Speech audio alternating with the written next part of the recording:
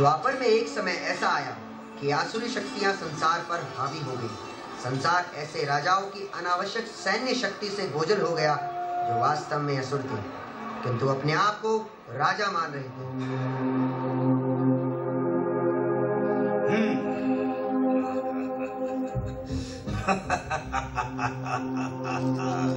सैनिकों, वक्त कर दो, सभी का तहस नहस कर दो। चारों तरफ मेरे नाम का आतंक होना चाहिए।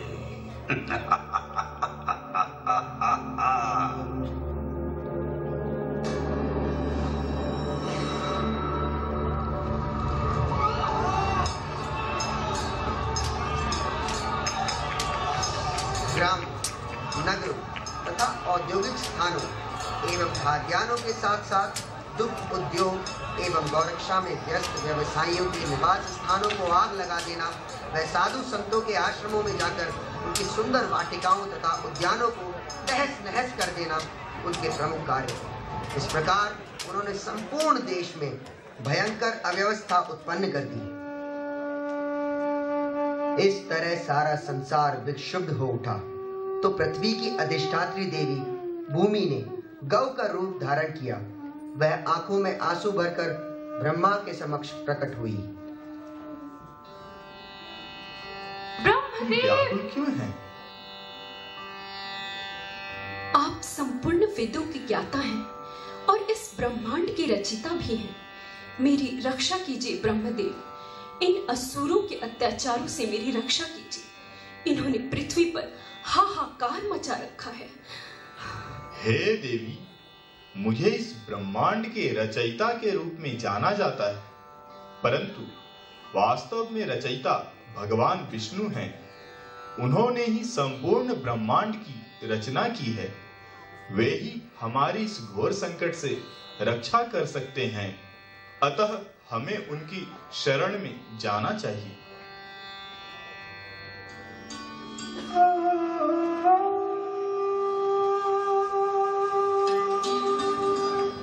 तत्पश्चात वे तुरंत शिवजी इत्यादि देवता और भूमि के साथ क्षीर सागर के लिए चल पड़े, जहां भगवान विष्णु निवास करते हैं।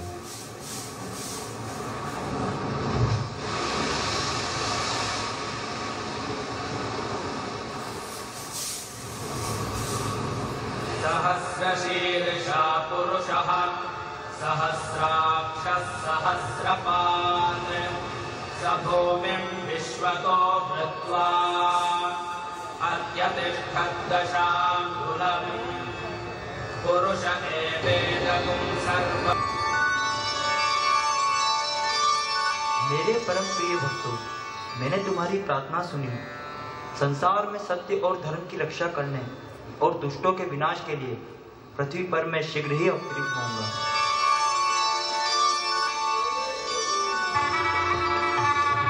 उस समय उग्रसेन का पुत्र कंस अपनी बहन देवकी को प्रसन्न करने के लिए वसुदेव के रथ के घोड़ों की लगाम स्वेच्छा से अपने हाथ में लेकर हाँकने लगा। रथ मैं हाँकूंगा।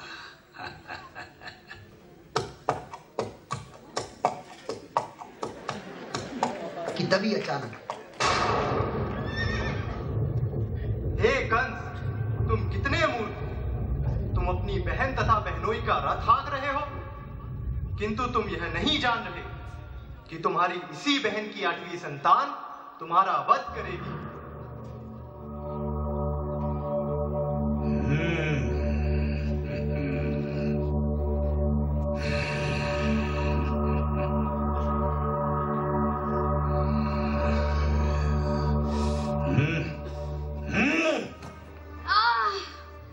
हे सर्वशक्तिमान कंस, तुम भोजवंश के प्रसिद्ध राजा हो और आज तुम्हारी बहन देवकी के विवाह का शुभ अवसर है, और ऐसे समय पर तुम उसे मारने को उद्यत हो रहे हो। प्रिय कंस, तुम्हारी बहन तुम्हारे संरक्षण में है और तुम उसे मारते हो तो तुम्हारे ही यश की हानि होगी। मैं इसे जीवित नहीं छोड़ सकता। इसका 8वां पुत्र मेरी मृत्यु का कारण बनेगा। मृत्यु से डरते हो? मृत्यु तो तुम्हारे जन्म के साथ ही उत्पन्न हो चुकी है। जिस दिन तुमने जन्म ग्रहण किया उसी दिन तुम्हारी मृत्यु भी प्रारंभ हो गई थी। अगर आज तुम 25 वर्ष के हो, इसका अर्थ यह हुआ कि तुम पहले ही 25 वर्ष मर चुके हो। तुम हर पल, हर क्षण मर रहे हो, फिर मृत्यु से डर कैसा?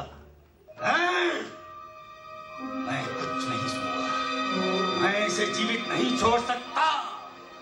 किंतु यह खतरा तो तुम्हारी बहन के पुत्रों से आना है, जिनका इस समय जन्म भी नहीं हुआ, और कौन जानता है भविष्य में पुत्र हो या नहीं। मैं वचन देता हूँ कि भविष्य में संतान होती है तो तुम्हारे समक्ष प्रस्तुत करता रहूंगा।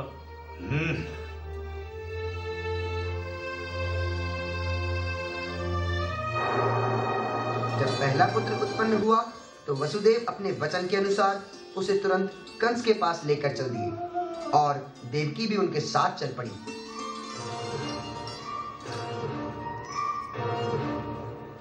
हे कंस, मैं अपने वचन के अनुसार अपने पुत्र के साथ तुम्हारे समक्ष प्रस्तुत हूँ।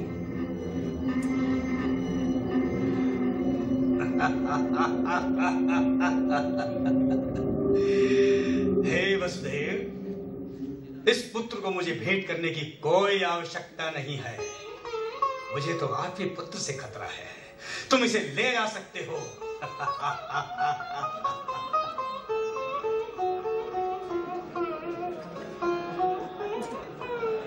नारायण नारायण। प्रणाम ऋषिवर। क्या तुम्हें मालूम है, वृष्णि कुल में उत्पन्न सारे संबंधी तथा उनके मित्र एवं शुभचिंतक सभी वास्तव में देवता हैं, और ये सभी भगवान विष्णु के आदेश पर अवतरित हुए हैं।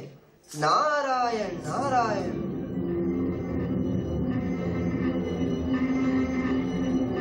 ओ, अब समझा। देवता प्रकट हो चुके हैं, अर्थात भगवान विष्णु का भी शीघ्र आगमन होगा। सैनिकों, जी महाराज। तुरंत वसुदेव और देवकी को बंदी बनाकर कारागार में डाल दिया जाए। जो आज्ञा महाराज।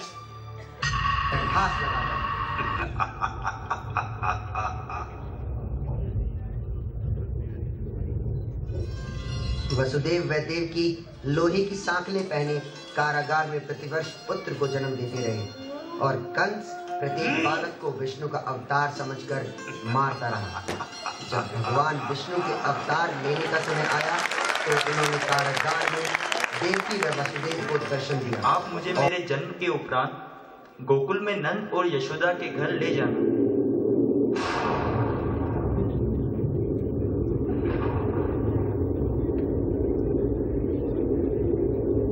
तब भगवान का आदेश पाकर वसुदेव अपने पुत्र को कारागार से बाहर ले गए और गोकुल में नंद महाराज तथा यशोदा के संरक्षण में छोड़ दिया, और यशोदा की नवजात पुत्री के रूप में लेटी हुई योगमाया को ले आए।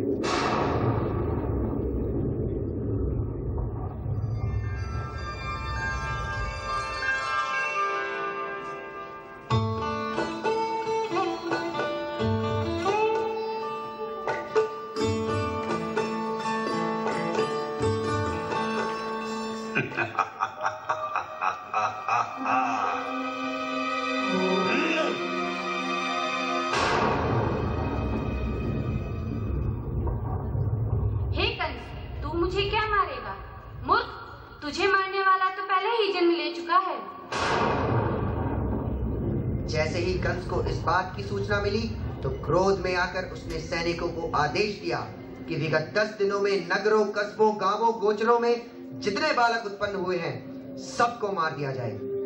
परंतु जो भी असुर कंस द्वारा भेजे गए वे कृष्ण बलराम द्वारा मारे गए, और उसका हर प्रयास असफल रहा।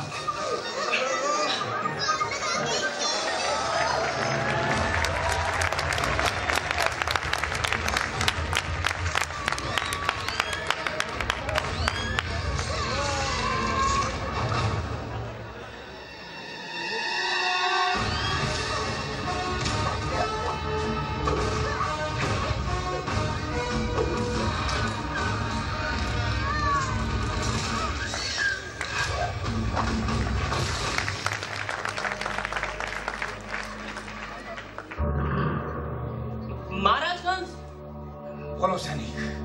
बकासुर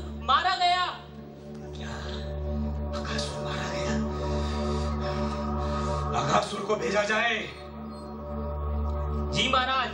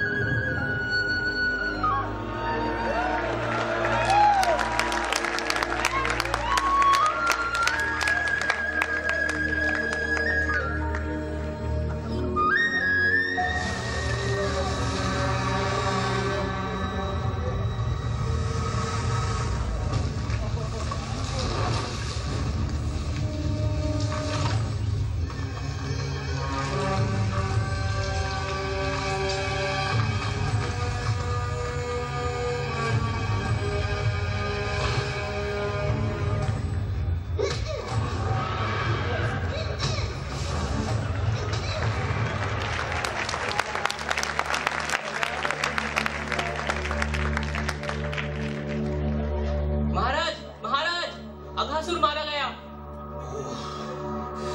अघासुर भी मारा गया। ब्रह्मासुर को भेजा जाए। जी महाराज।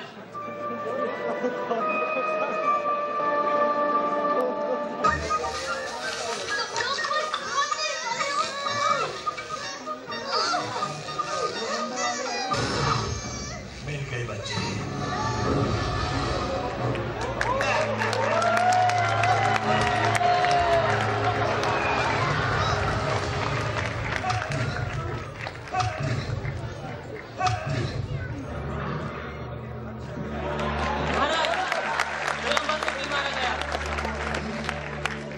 प्रलंबासुर भी मारा गया।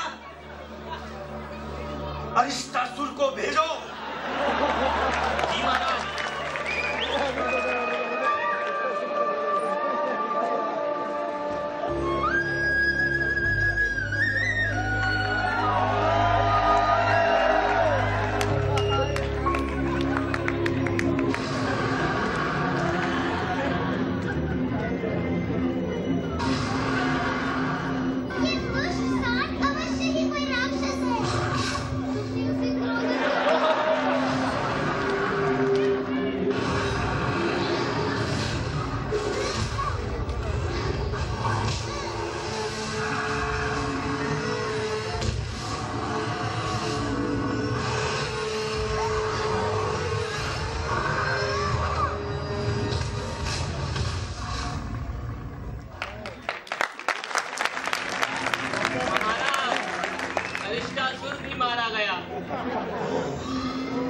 अरिष्टासुर भी मारा गया।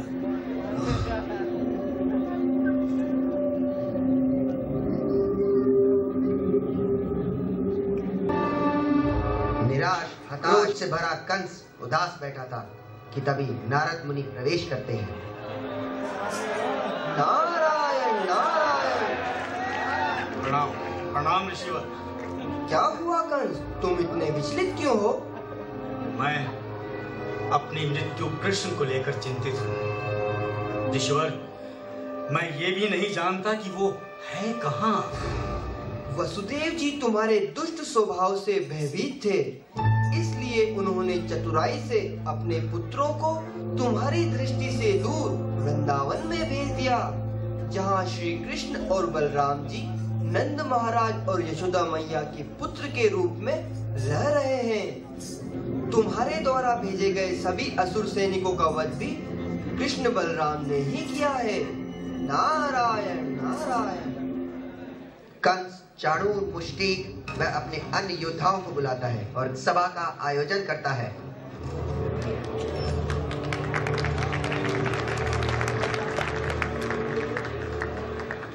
प्रिय साथियों, ध्यान पूर्वक सुनो।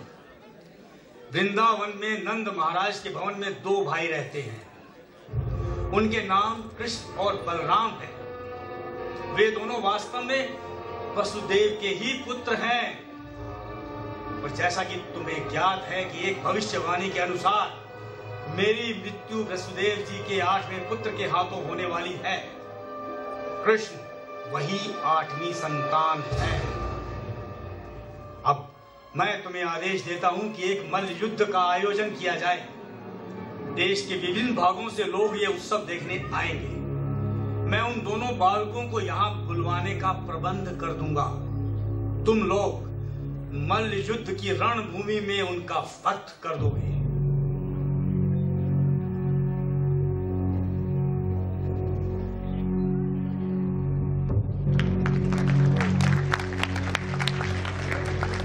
तत्पश्चात कंस के आदेश पर अक्रूर जी कृष्ण बलराम को लेने वृंदावन गए।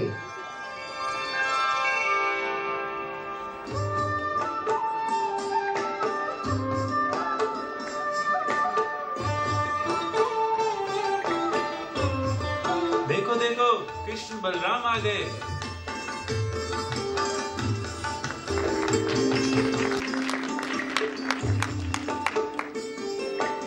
हे कृष्ण बलराम, आप ये भेंट स्वरूप वस्त्र ग्रहण करें। मैं तुम्हें सारूप्य मुक्ति का वरदान देता हूँ और जब तक तुम जीवित रहोगे इंद्र तृप्ति का आनंद उठाने की योग्य पर्याप्त है हमारे से।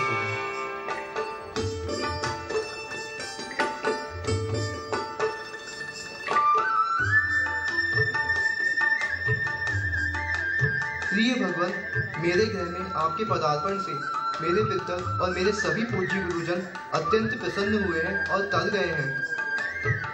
यदि तुम्हें कोई वर मांगना हो तो तुम मांग सकते हो। मुझे अनंत काल तक भक्ति में आपका दास बना रहने दें, जिससे कि इस सेवा से सभी प्राणियों का कल्याण कर सकूं। तथास्तु।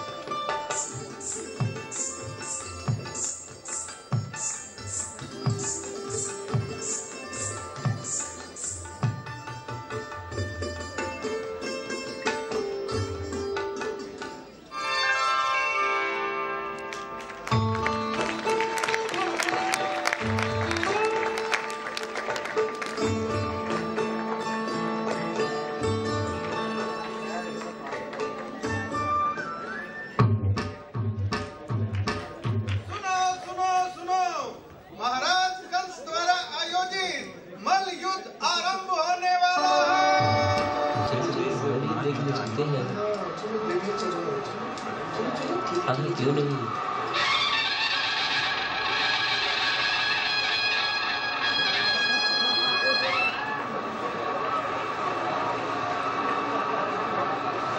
देखो देखो, कृष्ण बलराम कितने सुंदर लग रहे हैं। जितना सुना है उससे भी कहीं अधिक, है ना? इन बालकों ने प्रलंबासुर और अनेक असुरों का वध किया है। प्रिय कृष्ण तथा बलराम, हम लोगों ने तुम्हारे पूर्व कार्यों की चर्चा सुनी है। हमने सुना है कि तुम्हारी भुजाएं अति बलशाली है। राजा तथा उपस्थित सभी सज्जन तुम्हारे मल्लयुद्ध के कौशल का प्रदर्शन देखने को इच्छुक हैं। हमारी इच्छा है कि तुम हमारे साथ मल्लयुद्ध करो। मल्लयुद्ध में भाग लेने का निमंत्रण उनका हमारे ऊपर एक विशेष अनुग्रह है, किंतु तथ्य तो यह है कि हम केवल बालक हैं। हम कभी कभी अपनी ही आयु के सखाओं के साथ वृंदावन में खेला करते थे। हमारा विचार है कि समान अवस्थाओं तथा शक्ति के व्यक्तियों के साथ युद्ध करना ही हमारे लिए उचित है। प्रिय कृष्ण, हम भली भांति समझ सकते हैं कि तुम न तो बालक हो और न ही किशोर। तुम अपने ज्येष्ठ भ्राता बलराम जी के समान हर किसी से ही श्रेष्ठ हो। मेरी तुमसे मल्ल युद्ध करने की आकांक्षा है और तुम्हारे ज्येष्ठ भ्राता बलराम मुष्टिक से मल्ल युद्ध करेंगे।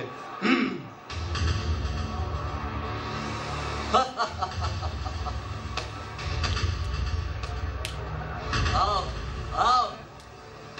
मुष्टिक तथा चाणूर विशाल पर्वतों की भांति बलशाली तथा वज्र के समान कठोर है, जबकि श्री कृष्ण तथा बलराम दोनों के केवल बालक हैं। मेरे हिसाब से तो चाणूर मुष्टिक बड़े बलशाली हैं, कृष्ण बलराम भी कम नहीं है। देखते हैं कौन जीतता है।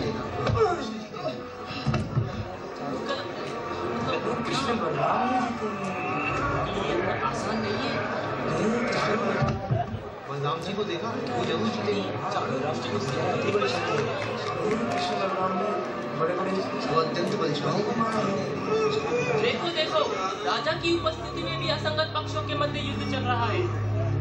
विष्णु बलराम का मजाक जाता है।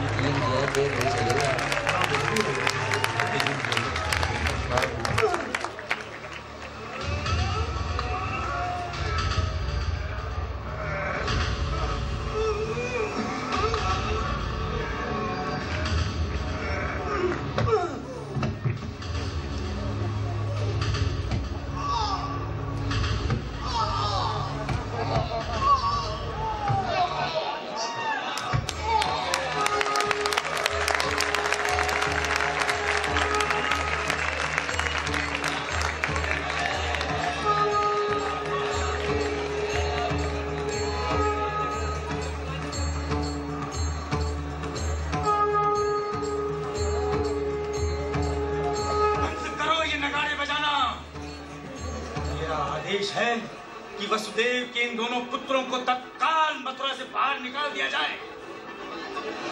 महाराज को उनके धूर्त व्यवहार के लिए बंदी बनाकर वध कर दिया जाए। दुष्ट वसुदेव का भी अविलंब वध कर दिया जाए। सैनिकों, सैनिकों, अरे रुको, अरे रुको।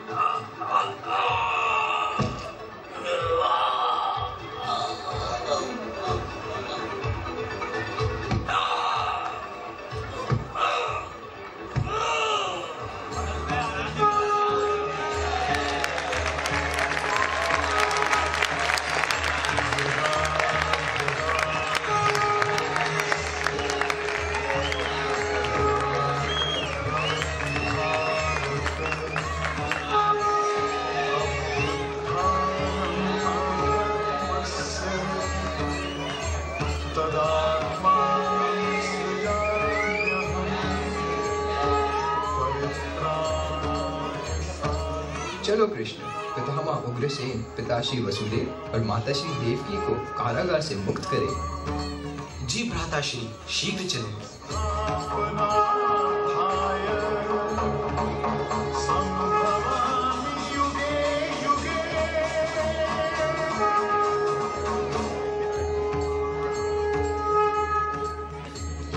अब उग्रसेन यदु राज्य के राजा होंगे।